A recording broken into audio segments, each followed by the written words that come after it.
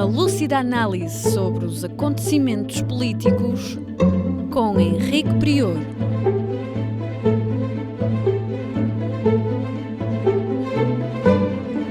Política Impura, na Rádio Transforma. Sejam bem-vindos a mais um Política Impura na Rádio Transforma e na revista Em Comunidade.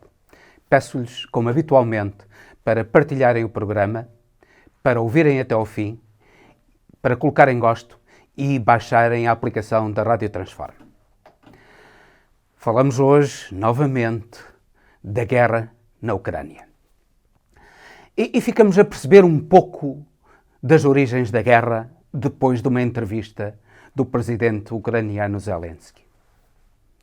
Numa entrevista que deu a um órgão de comunicação, Zelensky confessou que já há muito tempo que percebia que a adesão da Ucrânia à NATO não era possível. Se ele já há muito tempo que percebia, porque é que há esta insistência de adesão à NATO?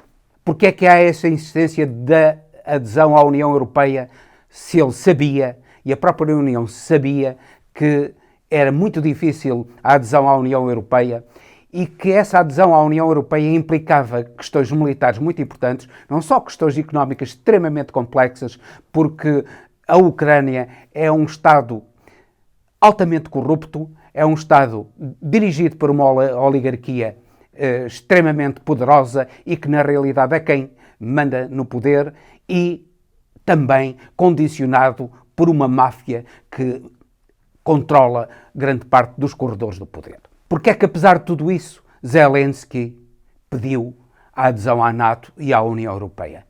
Não há dúvida nenhuma que foi apenas por pressão dos Estados Unidos da América. E vemos que, afinal de contas, a origem desta guerra, em grande parte, está nos Estados Unidos da América, que estão a beneficiar altamente com esta guerra.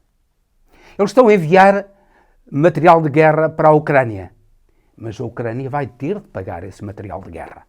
As suas indústrias de armamento estão a lucrar extraordinariamente.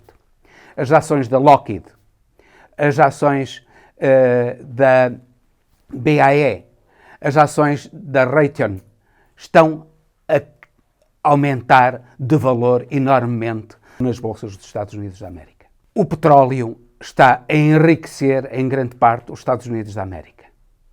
E é que esta guerra não tem nada a ver com a defesa da democracia. Nós vemos perfeitamente na mudança de opinião dos Estados Unidos da América em relação aos diabólicos Irão e Venezuela. Parece que os diabólicos Irão e Venezuela agora já podem ser parceiros confiáveis, porque, afinal de contas, os Estados Unidos, como não importam petróleo da Rússia, vão importar petróleo do Irão e da Venezuela. Esta é a concepção de democracia que tem os Estados Unidos da América de Biden.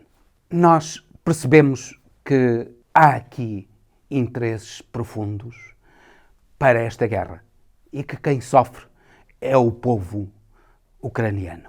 A democracia ocidental, que se gaba das suas liberdades, afinal de contas, é uma democracia que funciona na medida dos seus interesses e que, por exemplo, chega ao caricato, porque já passa a caricatura, já passa a estupidez pura de proibir a divulgação das obras dos grandes autores russos que, no fundo, beberam todo o seu conteúdo na literatura ocidental. Não há dúvida nenhuma, não tenhamos dúvidas que a literatura de Dostoiévski, as obras de Dostoiévski, as obras de Tolstói, as obras de Pushkin, pois têm na sua essência aquilo que vem da Idade Média europeia, que vem do Renascimento europeu, que vem do Iluminismo europeu. E é isso que neste momento a Europa está a proibir. Está a proibir a informação do outro lado. Nós percebemos que, afinal de contas, a informação que estão a dar embora haja efetivamente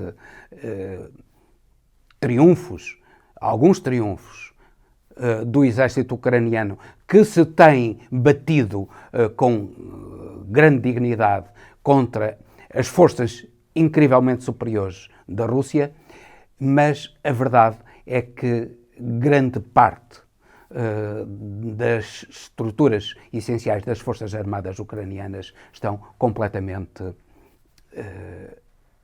postas de lado, neutralizadas. As agências de informação russas dizem que 80% das forças armadas ucranianas estão neutralizadas. O Ocidente dá uma visão exatamente contrária. Parece que, neste momento, a guerra está a ser ganha pela Ucrânia. Mas aquilo que estamos a ver é a cedência dos ucranianos, a vontade de Zelensky ceder no que toca à NATO. De certo modo vai ser também, em breve, a manifestação de vontade de não aderir à União Europeia, e acabará por ser a aceitação do status quo na Crimeia, porque é isso aquilo que sucede como primeiro objetivo, como primeiro grande objetivo da Rússia, e também o reconhecimento de uma certa independência dentro de um Estado praticamente federal dos países ou das regiões do Donbass ucraniano. Portanto, a Rússia está a atingir os seus objetivos e está a atingi-los sem grande dano e sem grande utilização do aparato militar. As forças militares russas estão a ser utilizadas de uma maneira relativamente suave quanto às capacidades militares da própria Rússia. A panóplia de forças militares, nomeadamente a aviação de última geração, a panóplia de material de guerra provindo da Armada Russa, que domina completamente, neste momento domina completamente o mar de Azov e o Mar Negro, pois essa panóplia não está a ser utilizada em toda a sua extensão. Inclusivamente, os soldados russos, por exemplo, não têm equipamento de última geração que a própria Rússia dispõe. E aquilo que nós estamos a ver no terreno é que os russos estão a utilizar algo que já vem da Idade Média, que já vem desde os tempos mais antigos, que é a guerra de cerco. No fundo, a Rússia, aquilo que está a fazer é procurar cercar as cidades, como está a acontecer com Mariupol, e fazê-las sussurrar pela fome, pela sede, pela falta de abastecimentos. Ora, isso mostra a intenção de Putin, da Rússia, particularmente do Ministério da Defesa da Rússia, que está neste momento a comandar as operações, demonstra que não querem causar danos enormes, não querem fazer, nomeadamente de Kiev ou de Odessa, uma nova Dresden. O que querem é fazer com que, através da sua tenaz, uma tenaz que neste momento já tem, no que toca à generalidade da Ucrânia, uma dimensão equivalente à Inglaterra. Neste momento, a tenaz russa já domina o território ucraniano numa extensão equivalente à Inglaterra e domina também bolsas, como está a suceder com Mariupol, vai suceder muito em breve com Odessa e muito em breve também com Kiev, precisamente para evitar uma destruição massiva dessa grande cidade que é Kiev e dessa grande cidade também que é Odessa, que no fundo é uma cidade russa, com uma grande parte da sua população russa e que os russos pretendem certamente dominar, mas não pretendem causar danos que possam provocar sofrimento na população russa dessas cidades. Portanto, aquilo que nós estamos a ver é que a guerra se está a desenrolar de um modo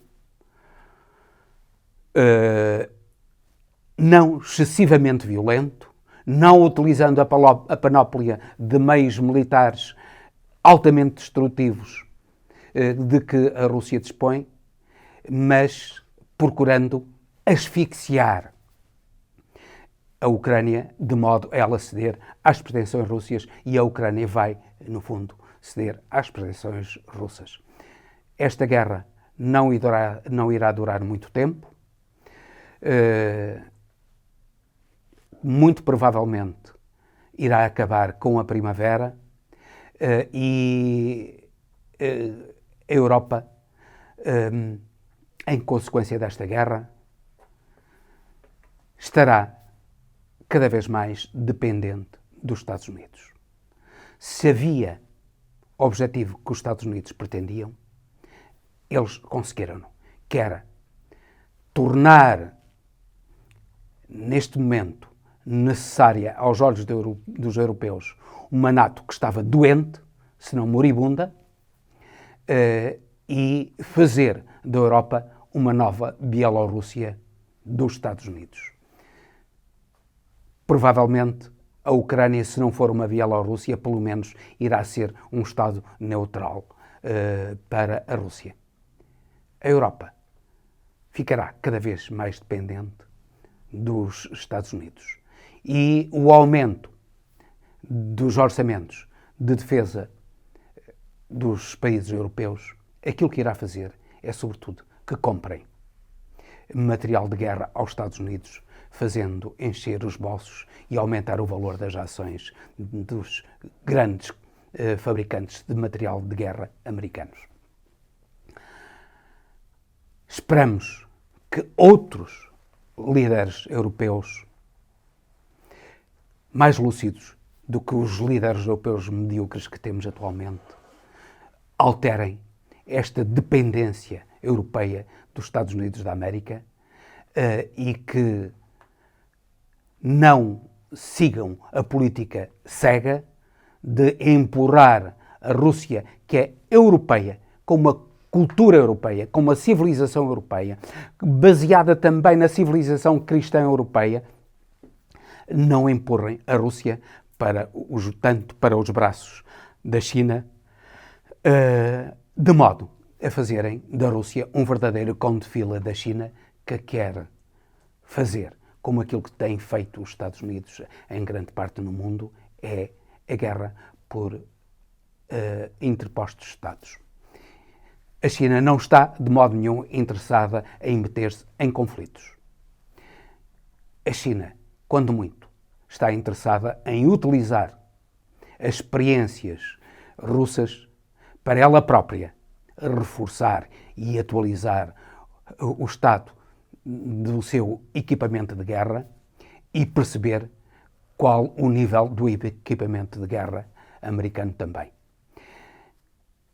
A Europa está a dar de mão beijada essa vantagem à China e, simultaneamente, tornando-se dependente dos Estados Unidos. Esperamos que, repito, a Europa acorde e que novos líderes europeus façam que a Europa se una, se torne independente e forte e livre dos interesses americanos e dos interesses de outros países, prosseguindo os seus próprios interesses, os interesses da sua civilização, que defende a liberdade, a igualdade e a fraternidade, conquistas essenciais de há mais de 200 anos desta civilização europeia.